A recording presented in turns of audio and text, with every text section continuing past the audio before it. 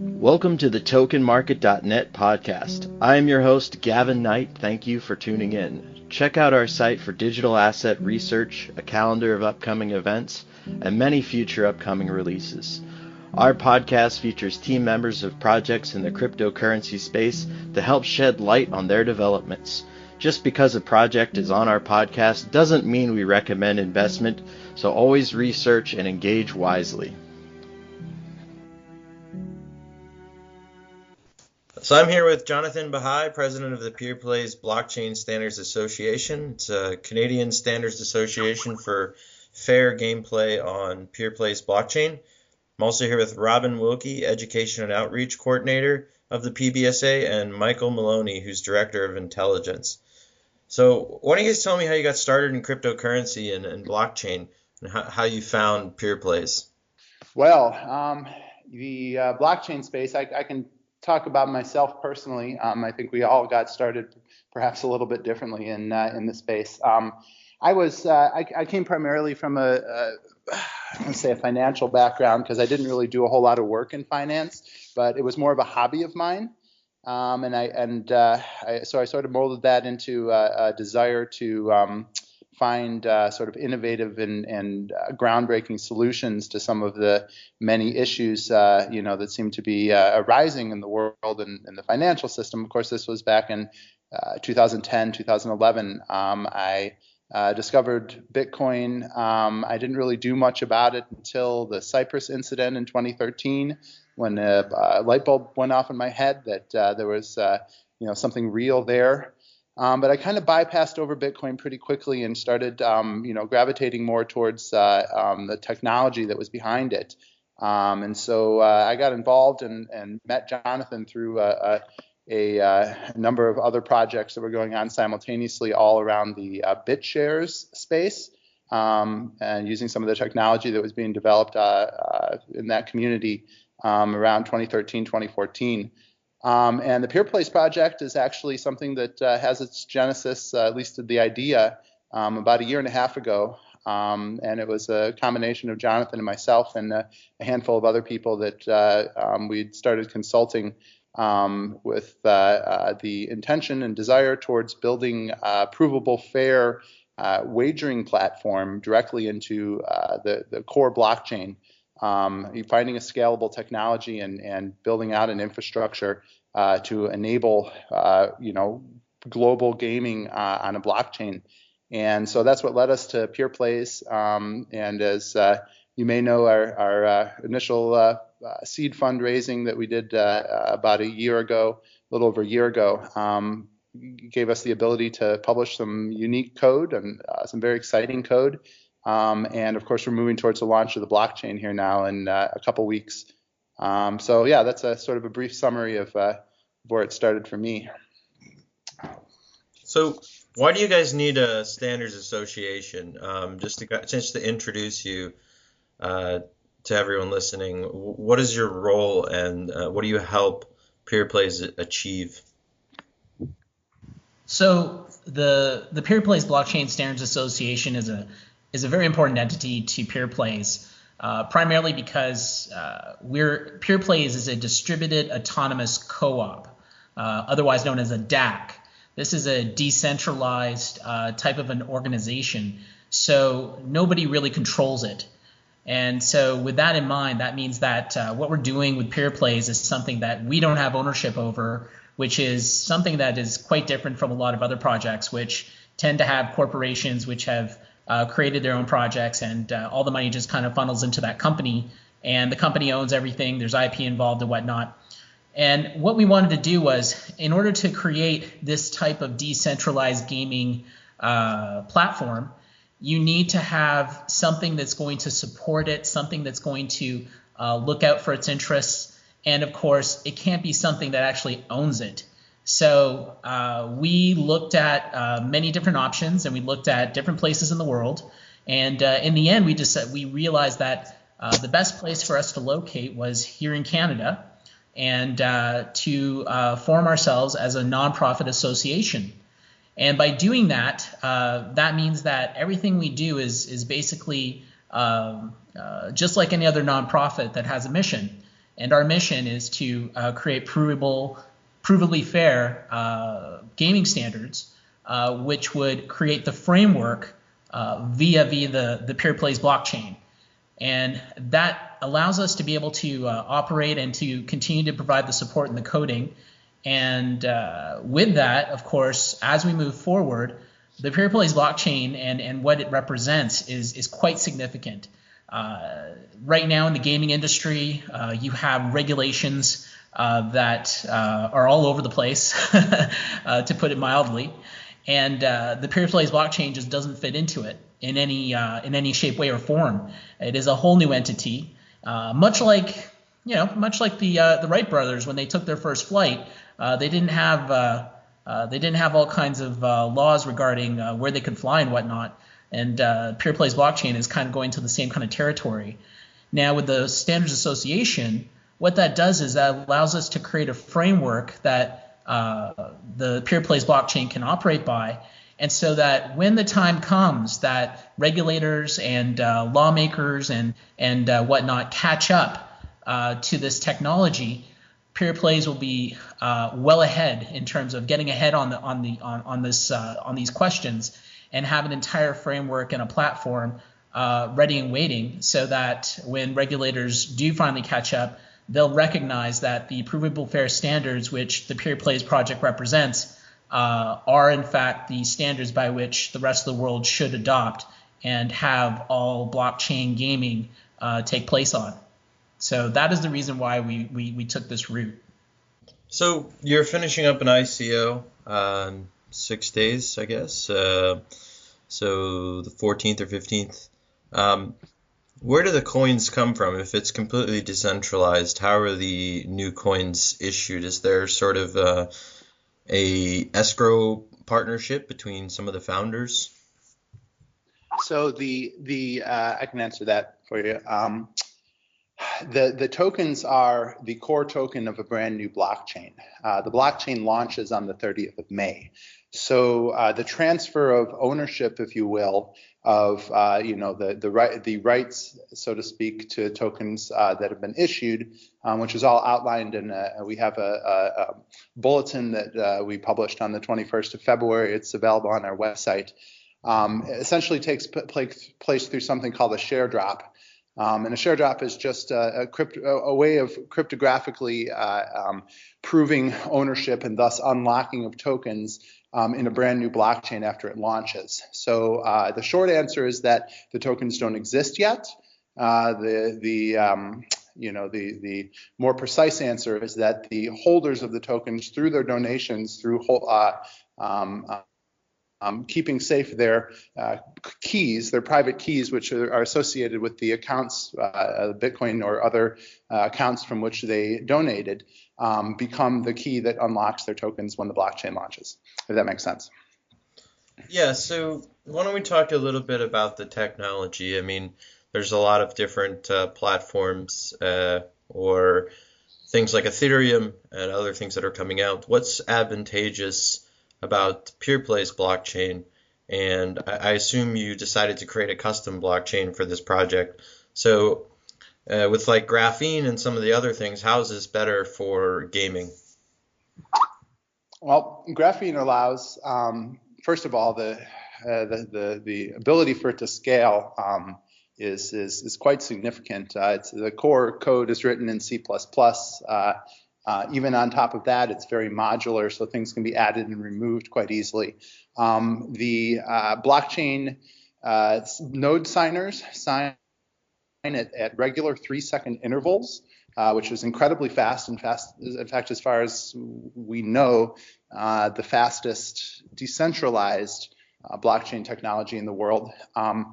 And the throughput capacity, the capacity for throughput, rather, is very high as well. It's been sort of laboratory tested at around 100,000 plus transactions per second, and tested in decentralized networks of 20,000 plus transactions per second. So we were looking for something that had the ability to scale at the very base of everything we were doing, something that would have its own blockchain that could be designed with its own unique qualities.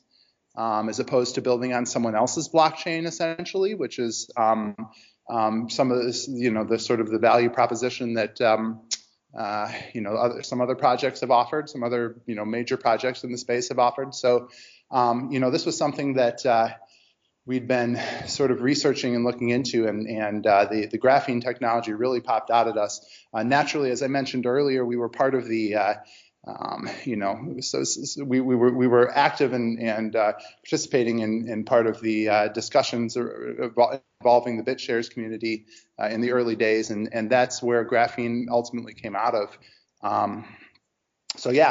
The transaction speed, of course, allows for real-time interactive gaming, and it also has enabled us to build a decentralized prediction market, which will be fully functional, operational very soon. We're actually in early alpha testing stage right now.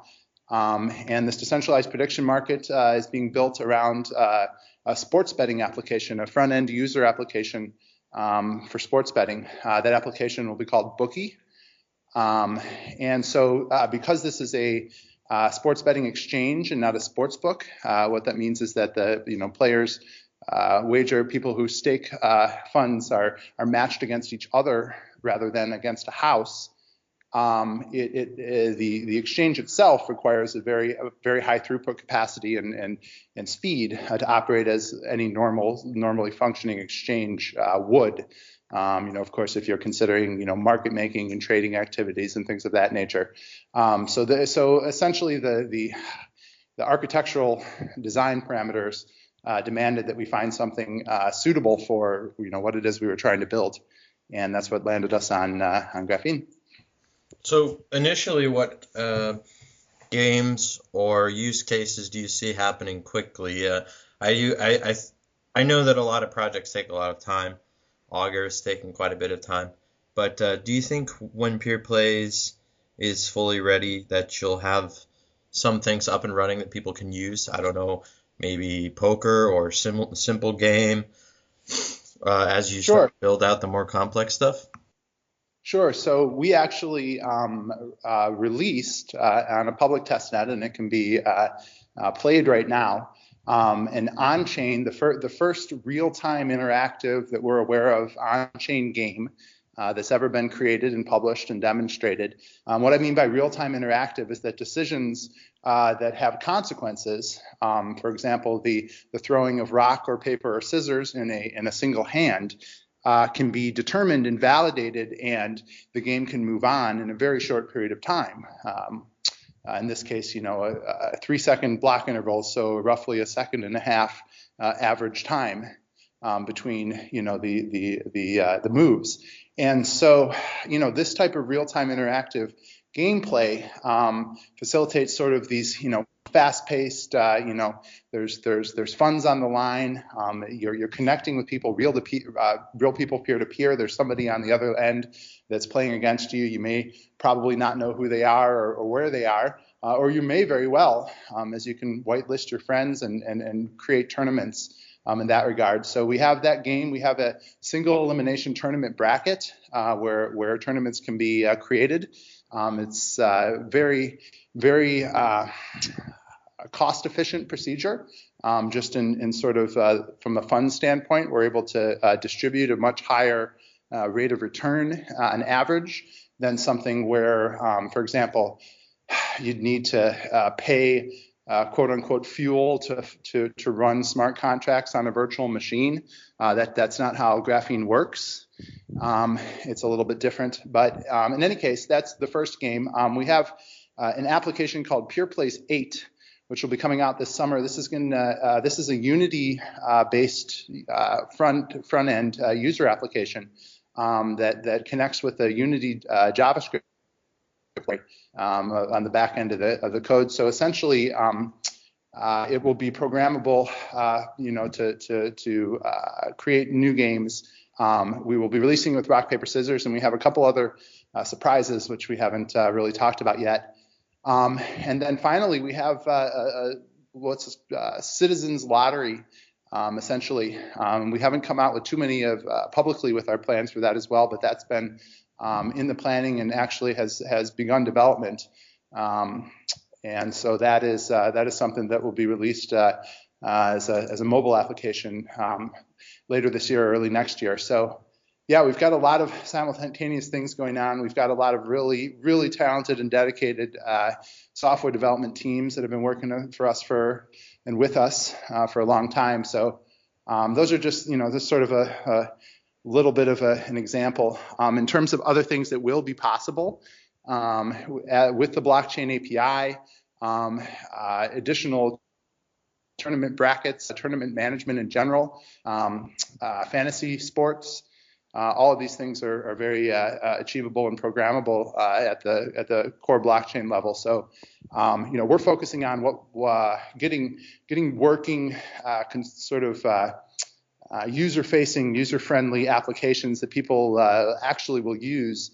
And for that, of course, the Peerplays blockchain using the Graphene consensus allows for the wagering in multiple digital currencies as well. So you're not just limited to the core token of the blockchain when you're interacting with people and wagering. You can use Bitcoin, you can use ETH on Peerplays, you can use Dash, you can use Litecoin, anything that's supportable. So it's a little bit different. For example, the Ethereum projects that are out there, there's just a lot of architectural differences. So it's kind of hard to, compare apples and oranges. We find a lot of times because it requires sort of a background and understanding of the nature of the graphene technology to make the comparison. Right. So in this case, will you guys be building a front end that deals with the blockchain? So let me just say, I understand Graphene, but for instance, Steemit is a front-end website that on the back end interacts with the blockchain. So right. I assume, unless people are running a wallet and it's connecting locally or something, that you would build sort of a front end and you could do these exchanges and such. So will Peerplays be like starting out a centralized website? URL. You're asking as a URL. The answer is no. The Peerplays Blockchain Standards Association will not be running any web-based applications that plug into the API. That said, all of the user applications, I mentioned Peerplays 8 and Bookie and the lottery, which is called Sweeps, will be downloadable, executable, applications that users can run on their desktops or mobile. So the application itself, plugs in through the WebSockets and communicates directly with the blockchain. So the applications will be user end applications that users will download and install and then interact with. Right. So I would run a node or the Peerplays, kind of like you run Steam or any other game. I'd run the game software and then it would connect, like you said, through WebSockets and interface with the website. Okay, well, I think I get that. Actually, doesn't interface with the website. Sorry, it interfaces with the blockchain itself. So, again, there's nothing on a server, that's run essentially. Just to clarify. So I guess in this case, let me ask a better question. I'm going to use Peerplays. I'm going to play a game. Where does that game show up? Where does it display? Is it an application I run, or how do I actually interact with it? So that's kind of the what I was talking about, the downloadable executable user application. So that means a file that you download and you install on Windows or Macintosh desktop, your tablet, and of course we have independent mobile applications that are coming as well. So that's how, as a user, you would interact with the blockchain. It eventually ends up with you interacting with the blockchain, but your gateway, so to speak, or your window into the blockchain is a downloadable app that you install on your computer.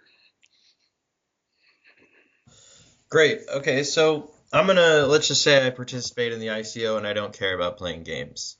Is it staking? What kind of rewards would I get? I know a lot of people want to speculate or they're excited about the project, but they don't have time. So they want to make their investment.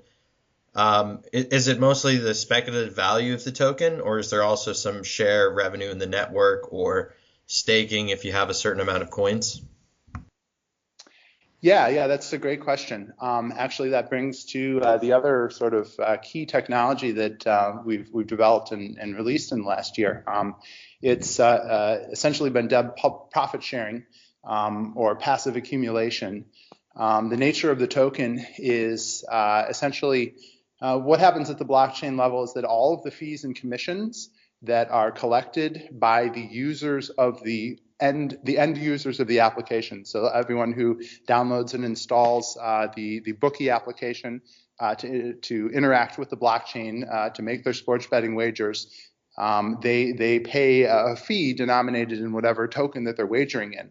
All of those fees are collected by the blockchain using smart contracts, and they are then distributed to the holders of the core token at regular intervals. So it'll likely be every day or every day and a half. That essentially it's a virtual account that collects all the fees and then empties that account into the holders of the token's individual accounts in sort of a prorated fashion. So that's why the term dividends has been bandied around, because it kind of acts in a similar way that, if you held a stock share, you would get a prorated, amount of whatever funds they were allocating for shareholders. Of course, naturally, the language isn't. You have to kind of be careful when you're talking about things in this way. But the truth is, it's the PPY token is essentially a quote unquote share in a decentralized autonomous cooperative, which has properties that haven't really been defined very well legally. Just because of the nature of the emerging blockchain space.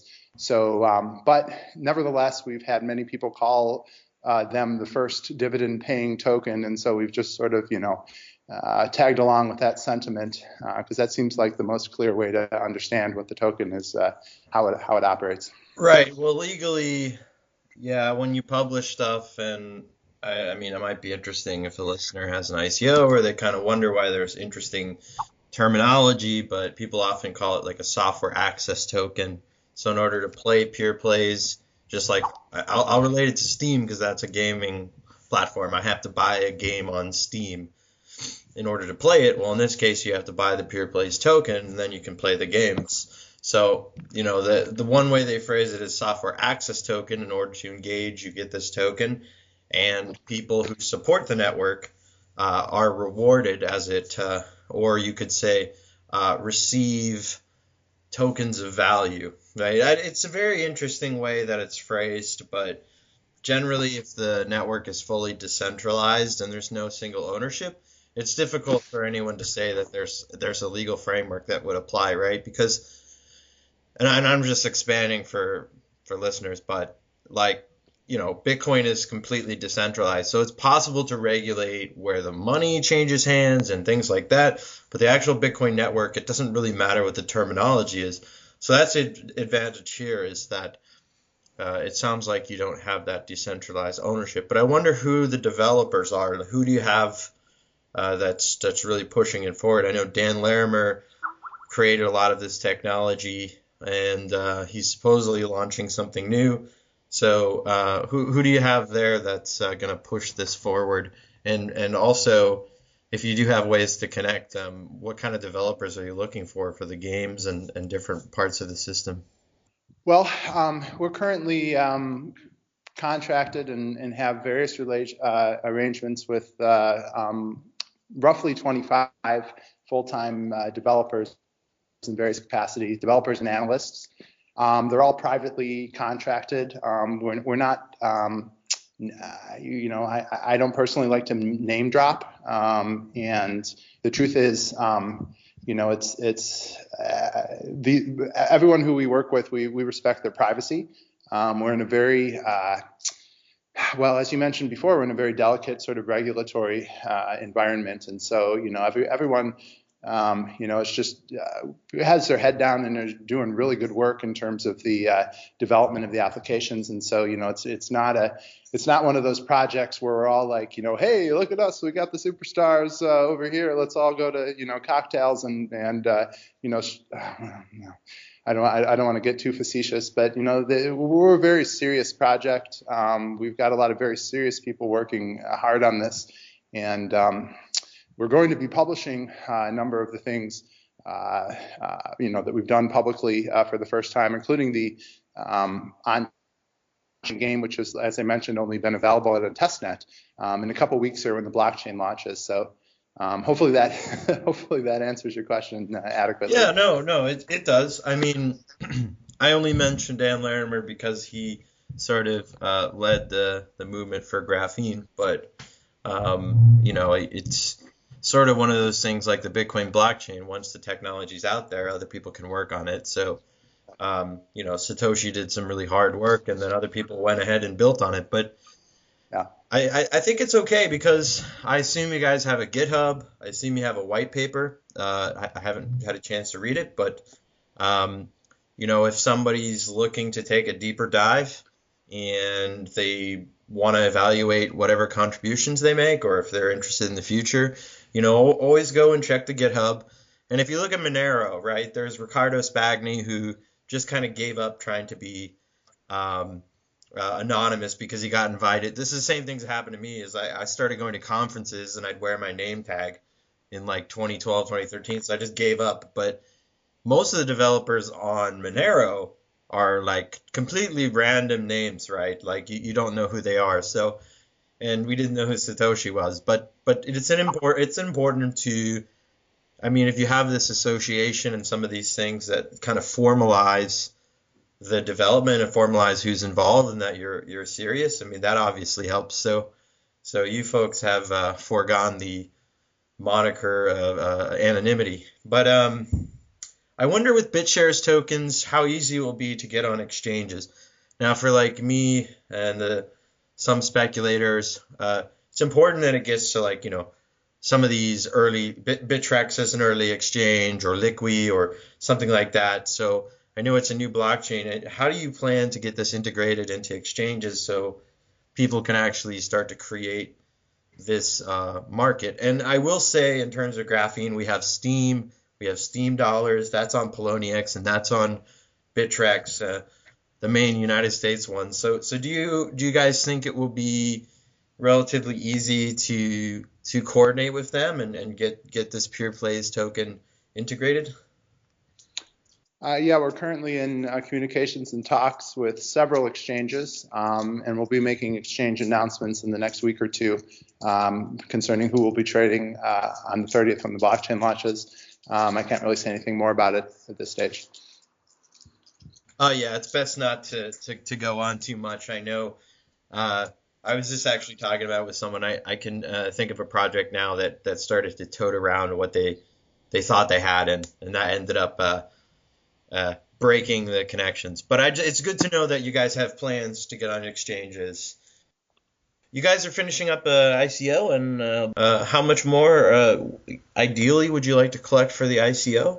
And when does the blockchain launch after the ICO, if you have an estimate? So far, we've already raised over $4.5 million. Our target goal is $9 million, which means that that's what we're going for. We're going for the sellout, and that ends on May 14th. Following that, we will be launching the blockchain on May 30th, and that'll be the time when everybody will be able to redeem their PPY tokens. Great. So let me ask a curveball here.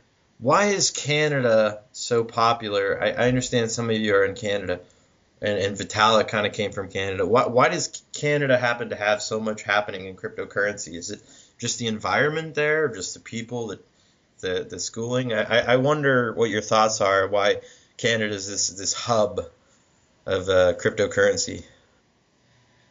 Well, that's a really good question. As far as the culture goes, I mean, Canada has been always very tech forward in terms of how it deals with money. Back in the days when things like debit cards came about, Canada was one of the very first early adopters. So I think that might have something to do with it in the terms of the culture and its forward ways of thinking in terms of currency and how we handle money. So, of course, where blockchain started with Bitcoin, a lot of people, having that parallel to currency, I think that's what captured a lot of people's imagination in terms of what could be done with blockchain. Today, though, of course, with the Peerplays blockchain, we're going beyond currency and going into application. And of course, our Peerplays Blockchain Standards Association is situated here in Nova Scotia, Canada.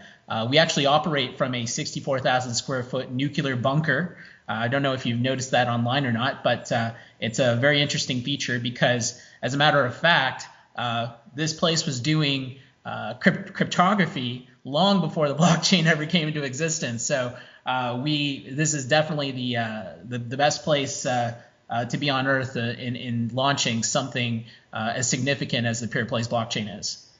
Yeah, and you're also protected from things dropping on you, right? So we know that in the worst case, part of the Peerplays team will be around. Exactly. So why don't you let people know how they can get in touch, where the best places to ask questions are, if you're looking for devs or just interested parties, if there's any opportunities with the team. So maybe do you guys have a Slack and obviously the website and such? So the best place to get information and ask questions and really get involved in our community would be our Telegram channel. Absolutely, it's the most active, and we're looking for new users all the time. We're also on Twitter, Facebook, Instagram, LinkedIn, you name it. We're pretty much there. So definitely lots of ways to get in touch with us. Our YouTube channel as well. Basically, if you're looking for information, it is out there. And of course, our website is www.peerplays.com, and the links to all of our social sites are found on the website as well.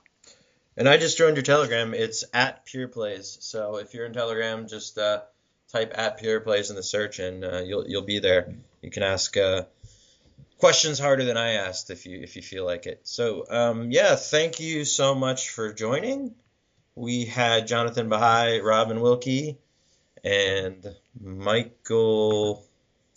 Oh, sorry, I missed it. Here we are. That's all right. All right, well, thank you guys so much for joining. If you want to join the Telegram, it's at Peerplays. Just type it in the search box and you'll be there. This is Jonathan Bahai and Robin Wilkie and Michael Maloney from the Peerplays Blockchain Standards Association. So thank you guys a lot, and I wish you the best on your sale, and I hope that I can get addicted to some of these games. Maybe I'll be good and win some money. Probably lose, but hey, you never know. So it's pretty exciting to me. So thank you very much for your time. Yeah, thanks a lot, Thank Gavin. you, Gavin. Appreciate it. Thank you.